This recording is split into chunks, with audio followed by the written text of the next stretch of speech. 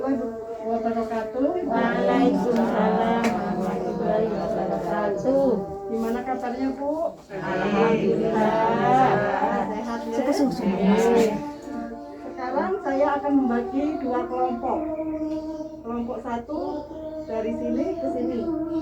Ya, kelompok satu. Kelompok dua dari ibu ini ke sana. Kita akan berdiskusi, Bu. Diskusi apa?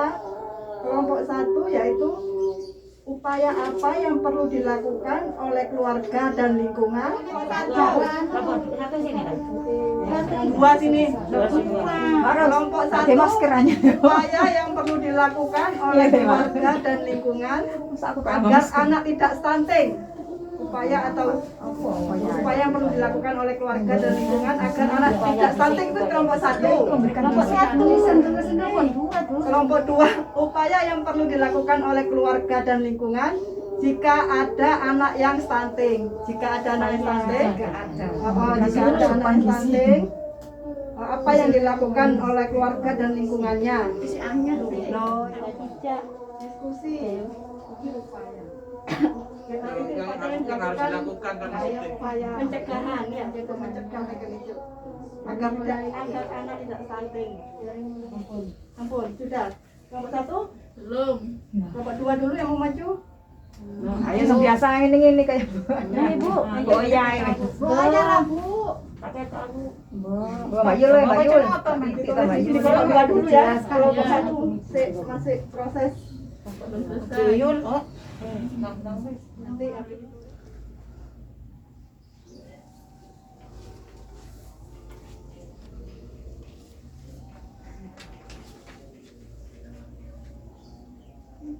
Sesuai usianya.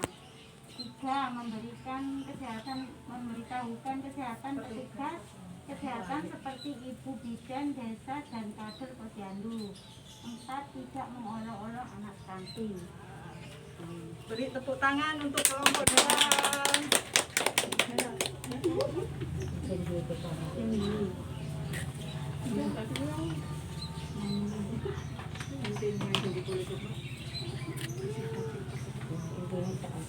Yang dilakukan untuk mencegah stunting yaitu 1. Memberi rangsangan pada anak ketika anak masih dalam perut sampai usia 6 tahun. Yang kedua, memberi gizi yang baik pada ibu hamil dan anak sampai umur 2 tahun. Yang ketiga, imunisasi anak di posyandu agar anak terlindung dari penyakit. Yang keempat, membuang air besar di jamban. Yang kelima, cuci tangan dengan sabun dan air mengalir. Yang keenam, mencari informasi yang tepat. Oke, terima kasih untuk kelompok satu. Jadi untuk mencegah anak stunting, orang tua, keluarga, dan masyarakat dapat memanfaatkan potensi yang ada. Potensi yang ada di sekitar, Bu. Bisa di pekarangan ada apa ya? Ada buah-buahan, pisang, pepaya itu kan sumber gizi yang baik ya. Jadi manfaatkan potensi yang ada. Stunting dapat dicegah dengan pemberian makanan bergizi seimbang pada masa kehamilan hingga anak usia 2 tahun. Mengakses kelayanan kesehatan dan informasi yang tepat, bukan berita palsu, pemberian stimulasi dan menjaga kebersihan diri dan lingkungan. Untuk menangani anak stunting, ketika terdapat anak stunting, keluarga dan lingkungan tidak melabeli. Apa melabeli itu? Mengecap ya. Yang mengecap ya. Seperti memberi label. Mengecap. Iku lho arek stunting apa pencep apa ya? Gitu ya. Jadi tidak boleh ge. Dan mengolok-olok anak tersebut. Tidak boleh mengolok-olok. Dan memastikan keluarga mengakses rujukan layanan untuk mengurangi dampak stunting pada anak. Rujukan layanan ini seperti ke puskesmas, rumah sakit gitu ya. Jadi stunting dekat dengan kita dan kita harus peduli. Harus siapapun kita harus mulai berperan aktif mencegah stunting untuk generasi penerus bangsa yang lebih baik. Sekarang saya tanya ke ibu-ibu, rencana apa yang akan dilakukan di rumah untuk mencegah dan menangani anak stunting? Dikasih gizi yang baik. Nah ya, rencananya itu sampean tulis di kertas ini. Ini satu. Pokoknya wis Aku izin Bu, adang mateng Bu. terus senar iki. Iki lah Siapa kasihnya? Sebentar, adang. sampean tulis rencana yang dapat dilakukan di rumah terkait dengan permasalahan stunting. Misalnya sampean Memberi gizi yang baik. anaknya dikasih gizi yang baik, terus distimulasi. Nanti ada pelajarannya sendiri, stimulasi untuk anak dalam kandungan itu apa aja. Anak umur 0 sampai 6 bulan, sampai 2 tahun, sampai 6 tahun ada sendiri guys.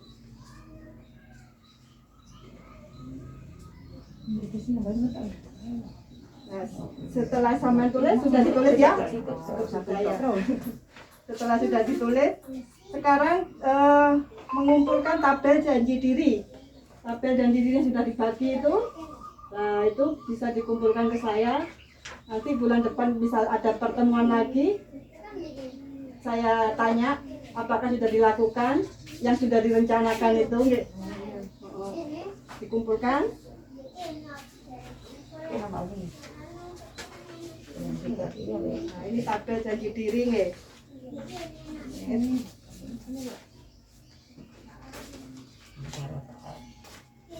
Dan tadi rencana yang akan dilakukan di rumah dibawa pulang, dilakukan nggih, dilakukan nggih. Terus saya akan mengingatkan kembali untuk mengoptimalkan, memaksimalkan bantuan sosial dari pemerintah yang sudah didapat ibu-ibu, bantuan PKH, BPNT, nggih, untuk mencegah dan menangani stunting. Jadi bantuan itu diberikan untuk pertambahan gizi yang baik untuk anak, jangan dipakai untuk tuku pulsa, tuku HP, yang tidak berguna. yang tadi optimalkan bantuan sosial itu untuk mencegah dan menangani stunting. Untuk info lebih lanjut, mungkin ibu-ibu ingin tahu, dapat menghubungi saya sebagai pendamping ya, sebagai SDM Kesot. Nanti akan saya hubungkan juga ke petugas kesehatan atau merujuk ke layanan yang dibutuhkan. Sebelum ditutup, mungkin saya akan menarik kesimpulan atau mereview kembali apa yang sudah dipelajari hari ini, mulai dari pertama, stunting itu apa Bu? Kondisi di mana anak memiliki tinggi badan tidak sesuai dengan usia. Nah, jadi stunting itu adalah kondisi di mana anak memiliki tinggi badan yang tidak sesuai dengan umurnya. Itu tadi misalnya anaknya umurnya 4 tahun, 2 tahun, koncone wis dhuwur, iku kacau. Stunting terjadi pada 1000 hari pertama kehidupan. 1000 hari pertama kehidupan itu mulai apa Bu? Mulai sampai usia 2 tahun. Mulai dari janin dalam perut sampai usia 2 tahun. Penyebab stunting ada 2 sebenarnya, secara langsung maupun tidak langsung. Secara langsung misalnya kurang gizi, terus ada lagi anak tidak kurang diimunisasi, nggak lengkap nggih. Jadi anak sering sakit ya. Tidak sembarangan. Tidak BAB di jamban yang sehat ya.